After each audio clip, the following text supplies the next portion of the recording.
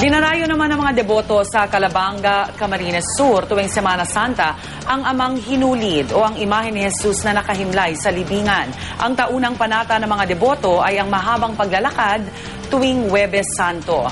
May live report si Avril Daha ng GMA Bicol. Avril. Rhea, kilala na milagroso raw ang imahe ni Amang Hinulid kapag taimtim ang panalangin dito. Kaya naman, patuloy ang pagdagsa ng mga deboto sa kapilya nito, lalo na kung Semana Santa. Nakahanda na ang lahat para sa inaasahang pagdagsa ng mga deboto ni Amang Hinulid sa Calabanga, Camarines Sur. Tuwing Huwebes Santo, ginagawa ang tradisyonal na alay lakad ng mga deboto.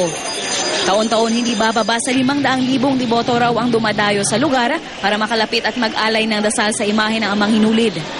Siyempre yung mga pulis dito sa Calabanga, plus yung mga tanod and 2 barangays captain, yan mandigdi ma-assist man sa muya.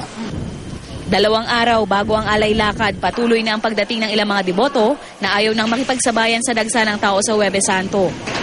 Sango niya nagyanan po kami marami po dahil kama. First time ko lang po dito nung makarating sa Hinulid. Maganda po pala dito. Wala naman dito sa diet eh.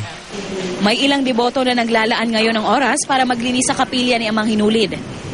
Parte daw ito ng kanilang panata tuwing Semana Santa.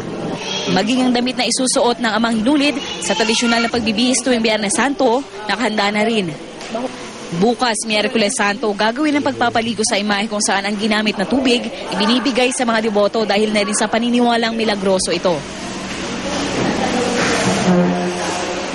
4 oras ng bukas ang kapilya ni Amang Hinulid sa Calabanga, Camarines Sur para mabigyan ng sapat na oras ang mga deboto nito, lalo na yung mga galing pa sa malalayong lugar.